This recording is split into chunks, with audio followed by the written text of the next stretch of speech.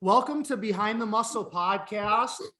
Today's guest is an IFBB Classic Physique Pro. Today's guest is Tony Taveras. Tony, welcome to the podcast. Thank you for having me. Yes, sir. It's good to be here. We tried to link up a month ago and it just couldn't work out. My apologies, but I'm glad you were able to get me back on. We were able to make it happen today.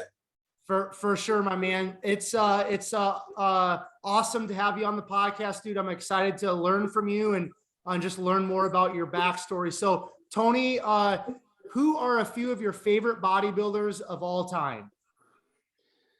Favorite of all time, I got to go with, it's funny you have that picture of Dorian Yates because he's definitely one of my favorite. When I started in the industry, just looking back at some of his workout videos, just dirty and dungy and like in that dungeon kind of feel. And you see those videos and he's, that's the kind of training I love, right? Coming from a football background. So I would say Dorian Yates. I would say Arnold Schwarzenegger, just because of the impact that he's had in the industry and how he was able to turn bodybuilding into something much more and inspire so many more. He was able to use it as a platform to do so many things. So I think Arnold for sure. And I also think, Sean Ray's one of my favorite. I'm close with Sean. I work with Sean with Mutant as well. And we become friends over the last 2 years, but I'll never forget his Mariah Carey performance that he did at one of the Olympias. It was just beautiful. So I was a big fan of his physique, his aesthetics, and the way that he carried himself. So I would say those three are three of my top favorite. Excellent. So at what age did you start lifting weights, Tony? And then why did you start lifting weights at that age? Yeah, so to take it back to my early days, I grew up in a small town, a country town in Texas, called Groesbeck, Texas. Small little country town. Our mascot was a goat. And, I tell people this, that wonder, why do people call you the goat? Like you haven't been in this industry that long. And it really wasn't formed for bodybuilding. It was formed because at 13, 14 years old, our mascot in high school was a true goat. So when I became the captain of the football team and captain of the basketball team and became that sports guy in my small town, I became nicknamed the GOAT, and then it just stuck. And then I understood that it meant over time the greatest of all time. And I looked to embody that in everything that I touched. So anything that I did, whether it be sales, whether it be sports, whatever, I looked to embody that GOAT mentality. How do I become the best? How do I become the best in this endeavor? So yeah, started at 13, 14 years old, playing football. So when I started picking up weights and getting into it and starting to fall in love with the gym. Excellent. So talk to me a little bit more about growing up in Texas. Talk about some of the sports that you did play. Talk about family dynamics a little bit up to about high school, and then we'll transition from there. Yeah. So my parents were very hard on me. It was I had dinner with them last night and we were reminiscing on some different stories. In my town, people were used to going to pasture parties and all the kids wanted to party and they were the type that said, no, you're not going to be doing that. You're going to be disciplined. You're going to be focused on sports. And they definitely steered me in the right direction. They were business owners. They did a great job, right? At the time, I didn't like it, right? At the time, I was a kid and I wanted to go hang out. I wanted to have fun. But something my dad always told me is like, son, most of the people that you see partying now, they're playing now and they're going to be paying for the rest of their life, right? They're not making the sacrifices now. He said, if you pay now, you make those sacrifices, you be disciplined early in life, you're going to set yourself up for the most of your life. You're going to be playing and you're going to have options. So that really stuck with me. So yeah, my parents, the background I had there, it was just a phenomenal example. But I ended up playing football, basketball, track, powerlifting. I was involved in all kinds of sports. I was a state level competitor powerlifter. I was all state in football. I was I was voted captain of the football team my sophomore year before I ever took a snap on varsity.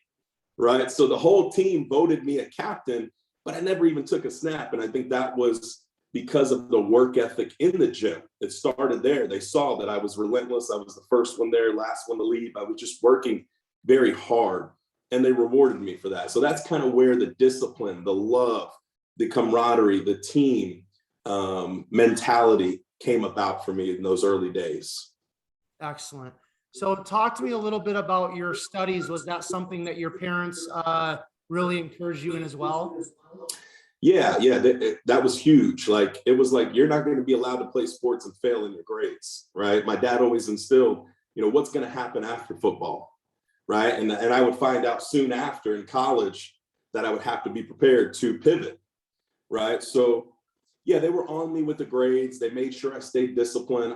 They were so heavily on me, actually. My grades were, top 5% of my class. It got to the point where I was recruited by Princeton and Harvard. I actually took visits to Princeton and Harvard for football, believe it or not. And, I'm a 16, 17-year-old kid at the time, and I just want to play ball. My dad's like, yeah, son, let's go Ivy League. And I'm like, are there girls there? Am I going to be playing real football? Like, do I really want to go to Harvard? Right. So I remember taking visits there with my parents, and, him really wanting me to go that route. And I ultimately decided to stay in Texas, stay close to home.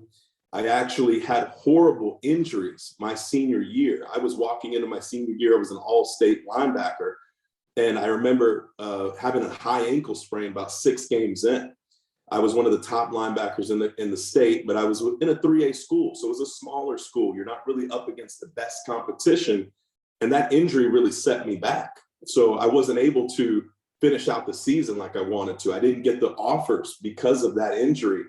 And I really just had offers from smaller D1s, from Ivy League. And I said, you know what? I'm going to walk on to a D1 school that was doing well. And at the time, North Texas was doing really well. They were winning the Sun Belt Conference every year. They were only an hour and a half away from my hometown. I was like, hey, I'd like to play close to my hometown. So I decided to walk on.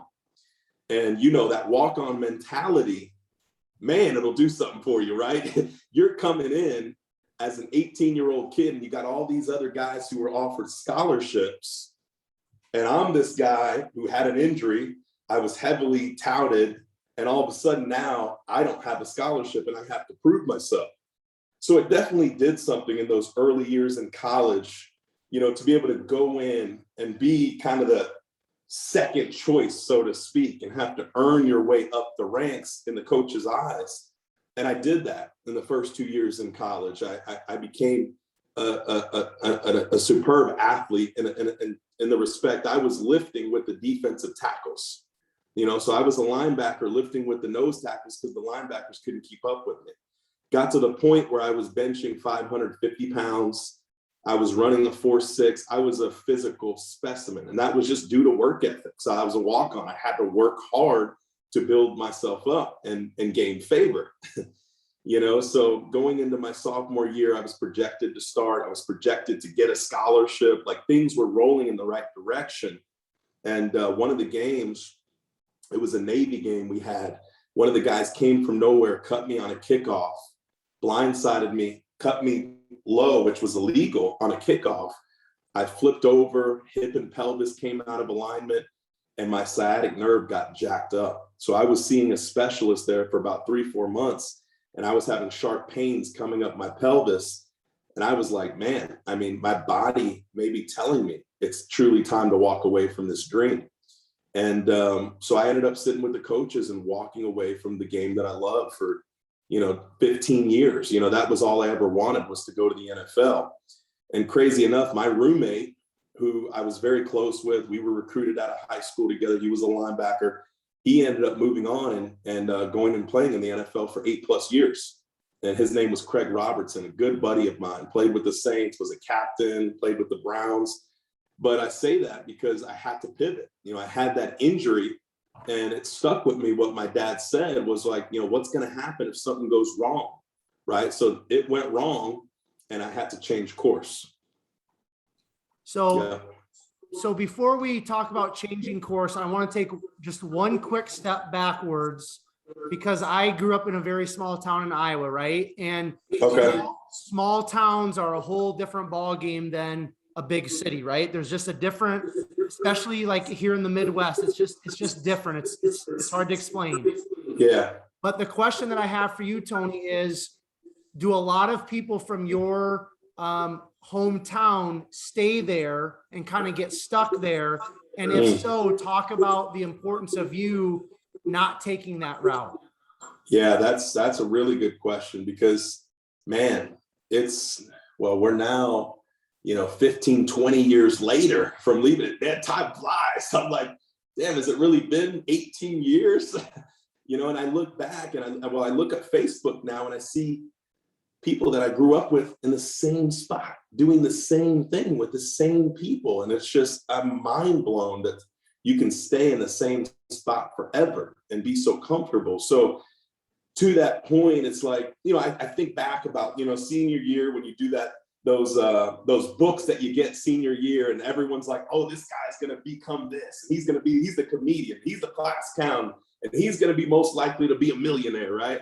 And I think back and I was like, what were they thinking about me, right?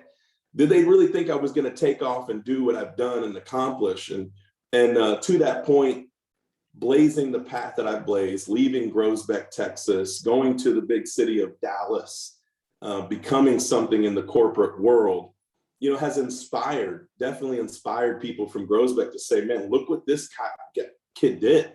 Came out of a country town and now he's, on HGTV and running a multi-million-dollar company. So it definitely means a lot to me to come from that small town and show that, you can manifest anything you want in this life. I truly believe that with the right vision and focus and action.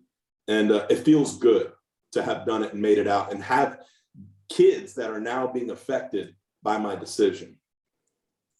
Amen. So let's get into the pivot. So you had your injury, you had to kind of give up football, and then you said you had to make a pivot. So why don't you continue to share that pivot with us? Yeah, and I want to be as real as possible because everything isn't sunshine and rainbows, right? People see the end result at times, and they're like, "Oh yeah, he's a bodybuilder now. He runs a multi-million-dollar company. It just he got lucky, right?" It's like they don't really see that you had to go through some big time obstacles. You had to overcome things, and you had to stay the course. When I had that injury, that moment, I was lost in my life. I mean, you talk about, I'm a 21-year-old kid at the time. I think my dream in my life is to go to the NFL, and all of a sudden that's shattered due to an injury. And this dream of getting a scholarship and going to the NFL is gone.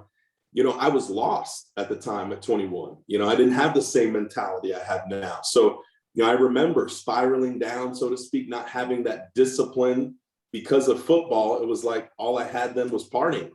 I mean, honestly, it was like college was not, the people around me weren't a great influence. I was jumping into things to fit in and have fun and, getting into fraternities and things like that. And then, after that went on for about a year, I just realized, I said, man, this isn't really doing anything for me. I'm not gaining anything out of college. I wasn't focused on the right things.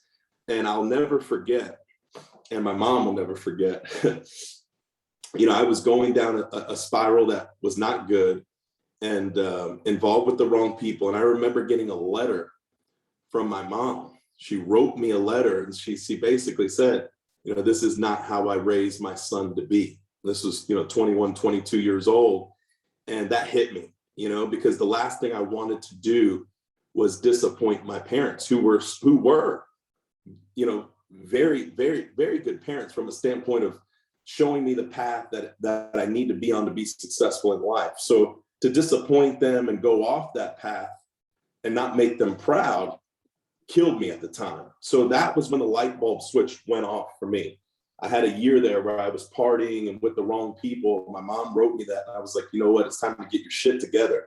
And at that point, I got an offer to start up with LA Fitness. I was still in school. I had about a semester and a half left. I was studying sports management. I thought maybe the NFL didn't work out. Maybe I'll become an agent or something, right? Wanted to do something with sports. And I got an offer at LA Fitness to run one of the newest sport clubs in Denton, Texas. I took that over. I was 21, 22 years old. It was a $10 million facility. And I quickly got promoted within 3 months, took over the store, became the training director. And the only stipulation was, if I was to become the training director, I was 22, if I was to become the training director at that time, I really had to step away from school, because there's no way I could run that store and run the whole sales team and run all the trainers and do everything I had to do from a membership perspective and still go to school. So I had to call those parents that wanted me to go to Princeton and Harvard. I had to call them and say, you know what, I think in my gut, something is telling me I need to walk away from school, because I'm not passionate about it. I'm not doing the right things. I'm not studying. I'm not getting anything from it but a party. And I knew it wasn't right. And so even though my parents didn't want me to leave, I left school. So I left school and I went all in, against the grain, against what a lot of people told me to do, right? And because of that, that made me go into LA Fitness with a win or die mentality. And people, don't realize, like, if you're going to go at something, there's a Will Smith video that sticks with me on YouTube, The Secrets to Success. He talks about not having a plan B. And I do believe those that have a plan B, plan C, it's almost like with a girlfriend. If you got a plan B right on the side, something goes wrong with the girl, all of a sudden, I'm going to go to plan B. Your relationship's probably not going to be very good, right? Because shit will go wrong, right? So I went into it with an all-in approach, because I didn't want my parents to be right, that, I left school and they're like, oh, I told you so. So I had to become great at it. I had to figure it out. And I became one of the top training directors in the country. I got my club up to the point where I was billing $125,000 a month in personal training.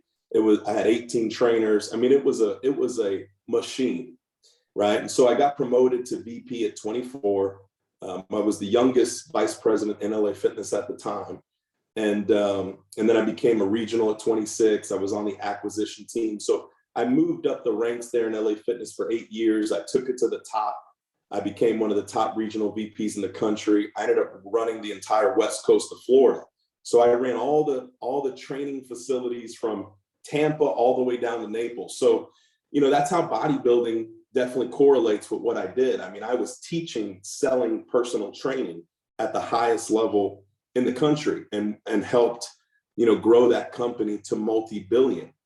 And, 8 years in, I got to that point where I was running, arguably the top area in the country. And it was like, man, I'm capped. I got to the point where I was not learning. I was not growing. I had figured out the play, the game, so to speak. And I was making over 200 grand a year, but I knew there was a cap there. I was never going to be able to make more than that, right? I was going to be in a rat race my whole life. And I said to myself, you know what? I need to find something that whatever I put in, that's what I get out of it. And that's what led me to transition into roofing. All right. So I want to get into bodybuilding, and then we're gonna step into that transition of roofing. Okay. So just talk about when you first kind of were exposed to bodybuilding, and just start talking about like maybe your first competition, and just unpack that competition history, please, Tony. Yeah. So I guess bodybuilding started the love for it from football, and the love for, working with my teammates in the gym and seeing that the work that you put in, that's exactly what you get out on the field, right? You put that work in, you get the result on the field, so that's where it started. I started to understand, man, that consistency in the gym is paying off and giving X amount of results. Years into linear, 3 years in, I was with my girl, who is my fiance now, and this was 4 years ago. She says to me, we're coming around the bend, around this time of the year, around going into Christmas. She goes, you know what? One thing on my bucket list is to do a bodybuilding show. And she randomly says this to me, and I say, you know what? What the hell? Let's do it. Let's find a coach. Let's hire someone. And the minute she told me, I said, let's get it done. And what's crazy for me is I had been in the fitness world for 8 years. So I had been running sport clubs. I had tons of trainers. I was living a life of trying to impact others and change lives and save lives from a health and fitness standpoint. But I never thought to myself, do I want to compete and get on a stage? It was never something that came to my mind. So when she said, hey, it's on my bucket list, I said, what the hell? We found a coach, which was Stephen Mass at the time. He's a former Olympian in Physique, and he does coach a lot of competitors now. He's doing very, very well. But we hired him 4 years ago. We then went at our first show together, which was the Kuklo Classic. And we started that year by just doing a 90-day challenge. What was crazy is we just started with a 90-day challenge just to lose some weight. After that 90 days, we said, you know what, let's hire someone. We hired Steven. 6 weeks later, we did that show. And in that show, I was all natural, wasn't on any type of supplementation. And I came in at about 191 pounds in classic physique and, had no legs whatsoever, but ended up winning the overall. I had a stage presence and a performance that wowed people, and I was cut up enough to be able to win. So that was my first show. And I'll never forget, I was nervous, before I stepped on stage, and I've told people this story. Before I stepped on stage, I remember saying to myself, man, you're not ready, or you don't look good enough, or you're going to go out there and like things in your head. It's like, you're going to go out there and you're going to fall down. Like all these thoughts, these doubts start coming in when you're backstage, because I've never stepped on a stage, right? That's the first time ever competing. And then all of a sudden it was like, you know what, screw all that. You've worked too hard. You're a winner. You've put all this work in. Go out there, seize your moment, live in that moment, have fun, and give it your best. And I remember stepping out on that stage and then taking the overall. But it's crazy that even the guy that won the overall had these thoughts and doubts coming into my head. But if I wouldn't have won that show and seized that moment, would I have wanted to continue bodybuilding? Would I have wanted to stay on the trajectory to become a pro? So that show was definitely vital to my career in the sport. So then talk about after you won the overall at the Kuklo Classic, what did your competition kind of history look like after that? And then talk about when you earned your IFBB Pro card. Yeah. So, I was probably a little too gung-ho right after that, right? I'm like, oh, I won an overall. I'm ready to go, right? I'm a rookie. I was green as can be. I still didn't realize how much I had to learn, right? And so we come off that show and we say, yeah, what the hell? Let's get ready to go to nationals, right? So we go to nationals like 7 months later. This is in Miami at the time, I believe it was. And man, when I tell you, I completely bombed that show. Bombed it. We messed up the peak. It was my first time competing at a national level. So what happened was we thought I was going to go on stage at about 11 o'clock, right? Based on the timeline. I ended up going on stage at like 3, right? So the problem was me being a rookie, not understanding how food really works at the end. Your body's going through all these changes. You're dehydrated. It's a very fine line. If you don't get your body enough nutrients at that ending point, you could go flat immediately. I didn't know all these things, right? So, my coach at the time, Steven, we didn't communicate well enough, and I didn't have food back there. I ended up going back there. I had a couple of rice cakes. I ended up having one breakfast at like 7 a.m., but didn't really eat until 3 o'clock. So by the time I started pumping up at this national show, I couldn't get anything going. I was like, what is going on right now? Like this whole prep, I'm okay. And I'm able to get full and nothing was alive. And I was like freaking out inside, like what is going on right now? And I step out on stage and you could see it on my face. I looked upset. I looked like almost mad, almost angry, like I was battling. And the judges could feel that. Right. And it's things that I learned over time, but that demeanor, that unhappy demeanor didn't do very well to the judges. And obviously I was flat. So I bombed it, and I ended up in second call outs in the middle. So it was like sixth, right? So it wasn't as bad as everybody, but for my standards, it was pretty bad. And so it kind of knocked me in the mouth, that national show. I took a step back and I said, you know what, I got to make some improvements. Next time I get out on the stage, I'm definitely going to be looking at the head judge, and I'm going to be smiling. I'm going to go out there and I'm going to portray happiness. I'm going to portray that I love doing this, which I didn't do. And it was funny because that judge at nationals was Steve Weinberger.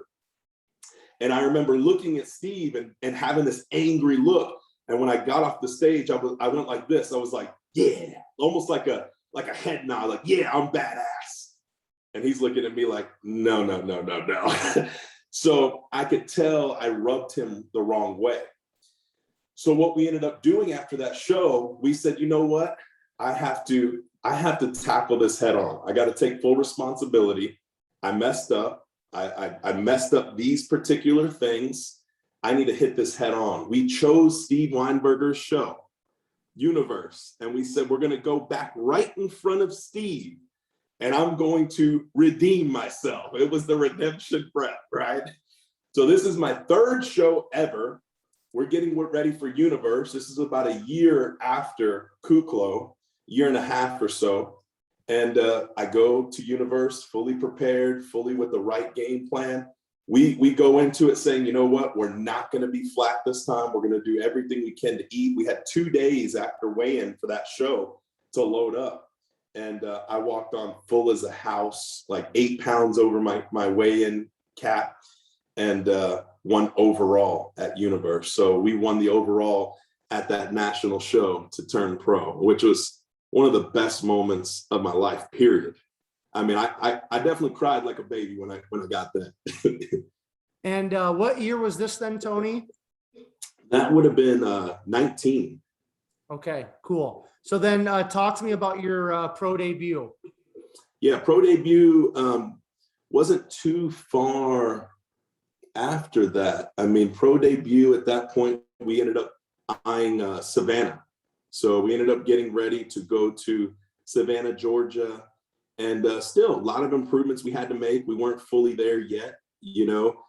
Ended up going into the show, ended up saying, you know what, we don't have all the shape and the size yet, because, you know, I'm basically only a year into supplementation, because I didn't even use any supplementation going into that first show. So you think I'm only a year into my maturity with supplementation. I wasn't there yet, but we walked in and we said, you know what, we're going to cross off for this pro debut. We're going to cross off conditioning. And Savannah, we came in just absolutely peeled to where it was like my skin was just paper wrapped thin, right?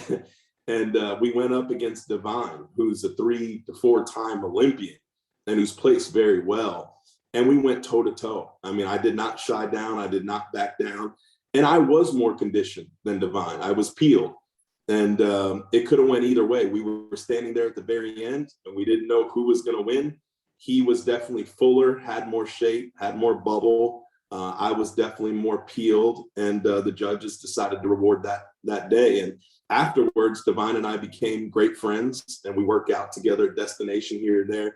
Even this past year at the Olympia, we trained together, we supported each other. But he got first, and I got second in my pro debut. Not too shabby, right? Not bad. You know, I was happy with it. I was so happy with it. After the show, I had a little celebratory dinner and I had some drinks, and I didn't prepare accordingly, because my thing was to go into that show and win, right? I never went into a show to think I'm going to lose. So it was like, I'm going to win, I'm going to qualify, right? I'm going to be done. So I didn't process everything on my next steps correctly. I ended up deciding to compete in the New York Pro that Sunday. It was the next week from Savannah. The only problem was because I was already signed up to do it, right? I'd already signed the contract. And the problem was I went a little too hard on the food and drinks after Savannah. Rookie mistake, right? I woke up at like 255 pounds on Monday, 30 pounds up from my weigh-in. My weigh-in was 222. And I'm looking in the mirror like, I look like shit. Like, I'm like, my skin, you know, that feeling when you start drinking too much after being dehydrated, everything swelled up. I'm not used to this. Mind you, this is only my third experience, right? So I'm learning. And I'm like, why am I 30 pounds bigger and I look like a walrus, right? And I got to compete in one of the most prestigious shows in 6 days. So that week was hell. I will never do a show back to back like that with just one week after the other. But we ended up pulling down the 30 pounds of the water and the fat. You know, I wasn't able to come in as conditioned due to it, but we went toe to toe with Logan Franklin in that show, ended up getting third, even not coming in at my best. That was my second show. All right. So for the sake of time, I want to, before we finish talking bodybuilding, I want to finish talking about business then. So you work your way up in terms of, you know, the gyms, and, you know, you kind of get to that point where like, hey, I'm capped, like something's got to give here. So Yeah. talk about another pivot that you made in terms of getting into roofing, please. Yeah. So the guy that hired me with LA Fitness and gave me that first store, his name was Kurt Lennington. He was a partner with LA Fitness. So he was a partner for 20 years. And he was a good friend of mine. I ended up visiting him 6-7 years ago. I was still a regional with LA. He was an executive with LA. I took a visit to Texas, and he shows me this side business that he was creating, this linear roofing. And I'm thinking, how do you have time for this shit? Like, we are running major facilities right now, and you're overseeing he was overseeing like 100 stores at the time. And he's like, well, I just want to kind of do it on the side, and here's how it works, and it deals with insurance. And, you know, my parents at the time, circling back to them, they owned one of the largest insurance licensing companies in America. So they had been dealing with insurance companies for all those years I was growing up, like AIG and Chubb, big players around the country, keeping them in compliance. So I knew that there was a lot of money when you're dealing with insurance funds, right? They can't afford Patrick Mahomes on all these State Farm commercials if they ain't making money, right? So he shows me the model of roofing. He shows, you know, how we go after insurance proceeds, how we help homeowners that have compromised homes, et cetera. And I said, you know what, this is brilliant. You know, I'm used to selling personal training, and you're taking someone's cash, like someone's having to pay that out of their bank account. You're having to overcome objections and uncover their needs, et cetera, build value. In this case, I mean, they have a roof over their family's head that's compromised, that is legitimately damaged, and insurance has to pay for it, right? You know, when we choose our premiums, it's like, there's a couple of things that a homeowner is responsible for, and that's paying their premiums and reporting damage. So when we show them the damage, insurance got to kick in and pay for it, right? So the only thing a homeowner is responsible for is that deductible. So when I started wrapping my head around the numbers and how it worked, and how, you know, when you think of a storm, you didn't just think of one company. Like there was an avenue for a company to come in, be true professionals, and change the game, because it was a sloppy industry. There was a lot of contractors, you know, running away with first checks, you know, lying to homeowners, you know, shingling right on top of shingles, just doing shit wrong. So I said, man, if we could change the game and bring in VP level type players, guys that understand customer service, guys that can deal with high-end homeowners that are not these guys with big bellies and are living paycheck to paycheck trying to just get a quick dollar, I said we could change the game. And so that's why I made that leap from the fitness world to roofing. It was just, hey, I didn't understand roofing. I didn't know much about roofs, but I saw the potential. I saw the exponential potential if we had the right team. So that's when I transitioned, and that was 6 years ago. From that point, my job was to recruit, train, develop the entire sales force. One, understand it myself. I had to run and gun and sell myself for the first couple of years to design the scripts and make this thing very duplicatable. As I went 2-3 years in, I mastered the process. I came up with the scripts, and I recruited in, you know, players into the company. Now we fast forward, we've doubled our business every year we've been in business, and we're arguably one of the top roofing companies in the country. Been featured on HGTV. I was featured on a couple of episodes of No Demo Reno. So a lot of good things happening in our business. So I want to bring something up that you said earlier in terms of you can manifest anything. So Yeah. again, kind of going behind the muscle, going behind Tony Taveras, the mindset that you have, Tony, and that personal development and leveling up in your life so that you can manifest what you want. What does that look like in terms of the day-to-day? Yeah, I think if I could break it down very simply, something I've learned over time, you know, whenever I was doing my best in selling PT, for instance, I was not focused on the money. Whenever I was doing the worst, that's when I was focused on the money, right? The intentions. Whenever I was doing the best, my intent was, how do I help people? Now, as you fast forward, and I've been in roofing for 6 years, we got a lot of guys making a lot of money. But the problem is when guys aren't used to making a lot of money and all of a sudden now they have 200, 300, 400 grand coming in on a yearly basis, then their work ethic goes down. Their actions go down, right? I got the money.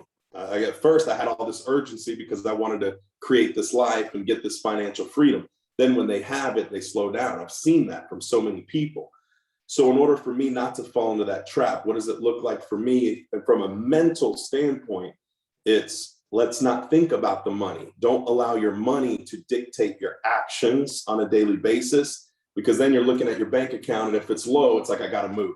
If it's high, it means I don't need to move, right? So it's like we don't even think about that. That's how we're coaching and developing our team leaders. Don't think about the money. The money's going to come as long as you are pouring in. It's very cliche, pouring into others and passing the torch to them to allow them to be successful. So that's my drive now. Now that we're so big, it's like, how do I take the new guys coming in and give them the same opportunity that I was given in the industry, that some of my team leaders who are doing so well were given?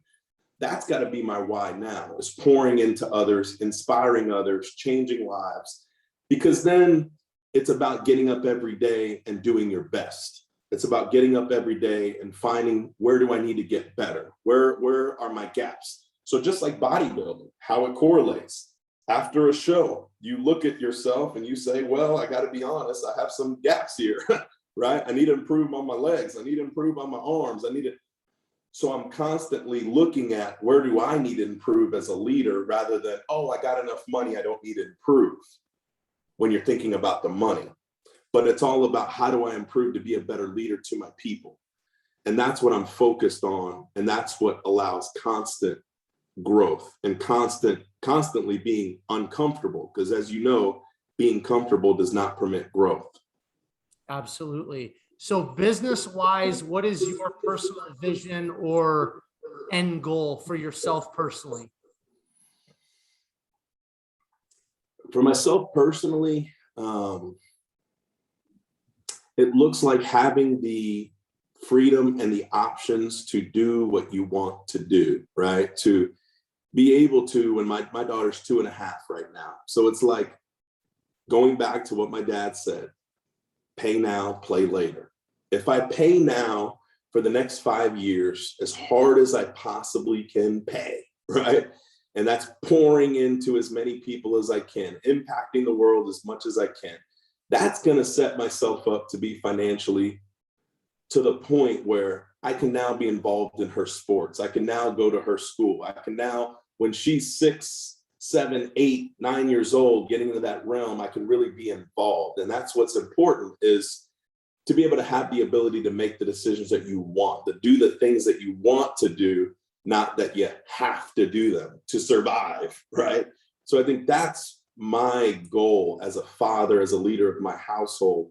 How do I put in the work now to where then my family can literally, we can be where we want to be, we could do what we want to do, and we have no worries. That's peace, looking for inner peace. That's the end goal. Love it. All right, we're going to finish up with talking about qualifying for the Olympia and then competing in the Olympia, and then I'll give you the final words and we'll close it out. Okay, Tony? Yes, sir.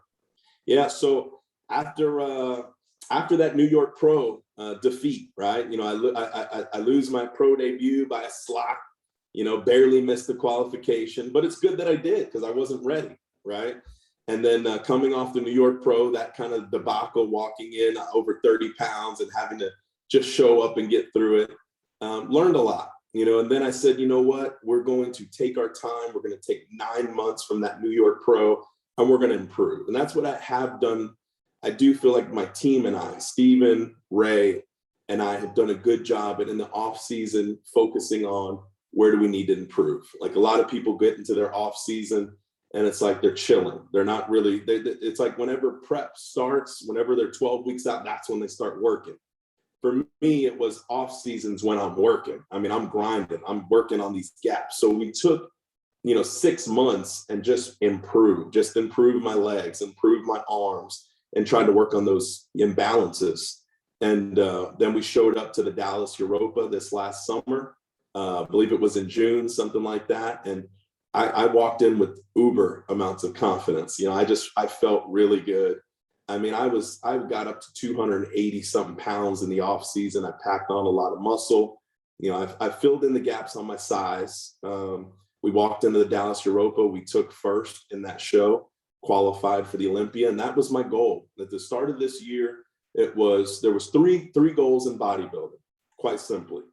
Win my first pro show, go to the Arnold, and qualify for the Olympia. We knocked them all out, right? So I got to be happy about that. We achieved what we set out to do this year. And then we ended up getting the Arnold invite. The week before I won Dallas Europa, I got the call that I was invited to the Arnold. So I was already on cloud 9. So I'm walking in as an Arnold athlete. That gave me confidence. So, we knocked that one out. We went to the Arnold. That was such a great experience because it was very different. Like if you're just competing in a pro show, that Dallas Europa, it was like I was going in there to like take someone's neck out. It was like you're going in there and you're wanting to compete and you're wanting to destroy whoever's in your path. The Arnold, it was different. These are the best in the world. Like these are, there was 10 of the top 25, I would say, in the world in the show. So you have this different respect for each other. You're helping each other. You're being kind of catered by everyone who's running the show. And it just feels special to be there. Just to be there feels like a true win, right? And then fast forward to the Olympia, which was such a great experience to be there with Chris, Robert Timms, Breon. I'm back there getting tanned with, Chris Bumstead, a guy I've looked up to since I stepped in the sport. Obviously, what is he now? 3-time champion, 3-time champ. I'm back there with him. So it was just special to be one of the top in the world, to walk out there and prejudging, and you see thousands. Like to walk out there, you see thousands, you see phones, you see cameras. And in my mind, walking into the Olympia, I'm a realist, right? In a sense where I knew I didn't have everything that Chris Bumstead had yet, right? Chris Bumstead's been doing it for what? Over 10 years? I mean, he was in bodybuilding before Classic. I'm 2 years into supplementation, right? I was being real, knowing I'm probably not winning the show, but you're walking in to say, off the things that you can control, can you show up your best? And for me to go to the Olympia was, I didn't want to come out on stage flat. So we were going to take the notion, we're going to eat more and we're going to come out fuller. Even if that sacrificed a little conditioning, I wanted to be full, right? I wanted to be happy on stage. I wanted to flow well. I wanted to present myself in prejudging in the best way possible. And we did that. We flowed perfectly through it. In terms of what Ray was looking for from my posing, we hit everything we wanted to hit. We came out full and felt good about the package, right? So at that point, I think, we ended up somewhere right there in around 16, right? In that realm, like third call outs or something. But I was happy with it. I wasn't disappointed with being my first Olympia. And now, looking back, coming off of that show with everything going on business-wise, people are asking me, what's next? What are you going to do? Where's your heart at? Quite honestly, it's like the company right now at this point, we're we're to the point where now we're looking to double again, which is meaning we're going to cross the $100 million threshold this year, which is a big leap. And we open up in Florida, we're opening up in Colorado, we're opening up all around the country. And I have a responsibility to the company and my people I've brought in to give them everything I got. You know, as we know, bodybuilding, you can't compete at the highest level if you're not fully focused. So my plan walking into this year is fully focus on work, on family. We're going to have, you know, me and my girl are going to have a couple more kids. She's going to compete in fitness, and her goal is to turn pro in the summer.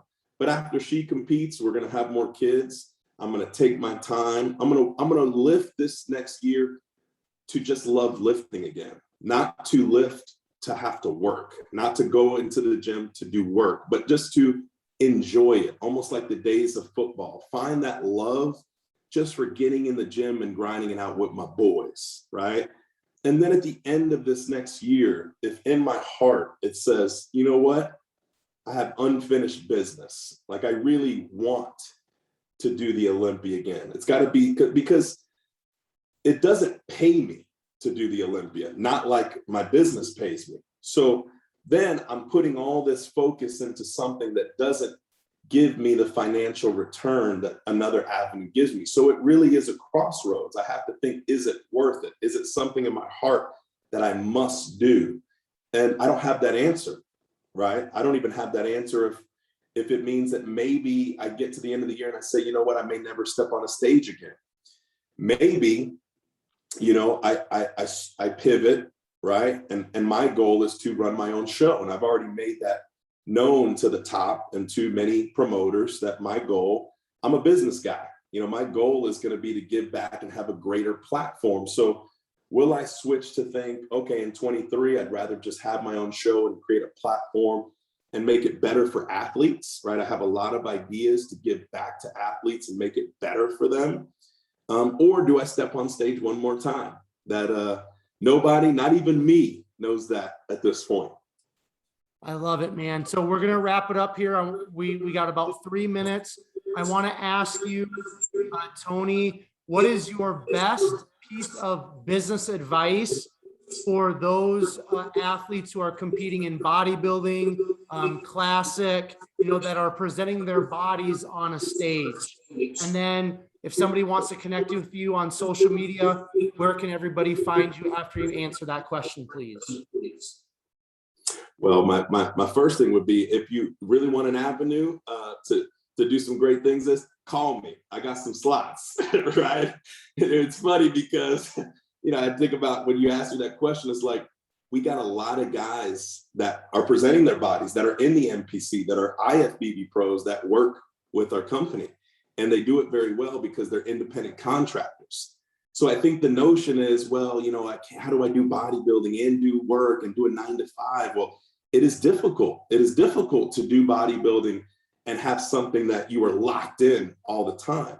So I think that's what's allowed, you know, me to have a company with my partners that has given an avenue to those that do love bodybuilding, that they can run their own schedule. They could take off for a contest for a week and still have their projects rolling, and they don't have to be there because we have all the crews that do the work. So I would say, if you don't know what to do, hey, give me a call. I can direct you in some of the right directions. I mean, I even have some connects still in the fitness industry, right?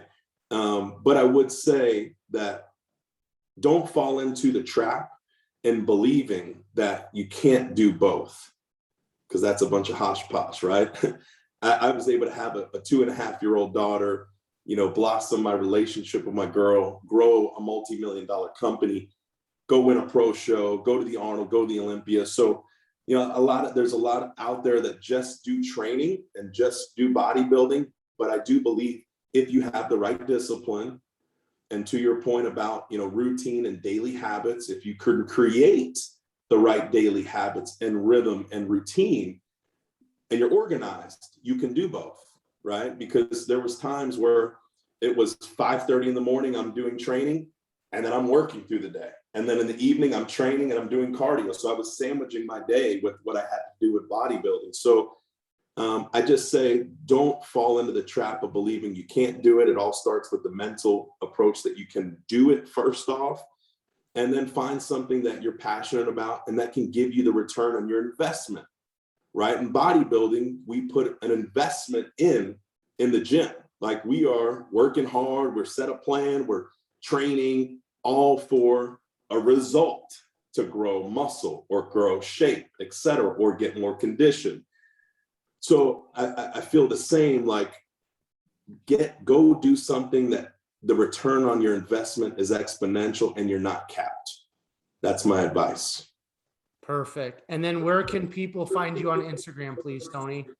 Tony Goat _Taveras. Now you know where the goat came from. All right, Tony, you've got to run, my man. We're right at 50 minutes and 26 seconds. So thank you so much for your time. I appreciate you coming on and sharing your story. Okay. Quentin, it's been a pleasure. Thank you very much for having me. And hey, if it comes in my heart that I got to step on that Olympia stage again, you better know this. If I do make that decision again, I'm not going to make that decision to go at it and not go battle for the title.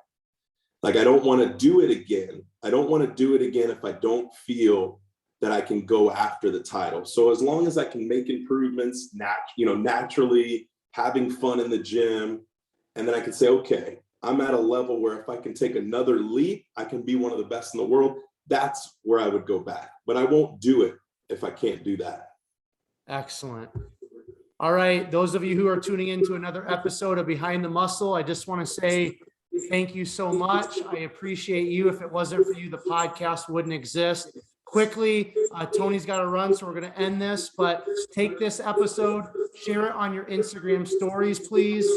Tag Tony, tag Behind the Muscle. That's how more people find the podcast, more people listen, and more people are positively impacted. And then finally, I will leave you all with this. Remember, behind the muscle, there's always a story. We'll catch you guys later.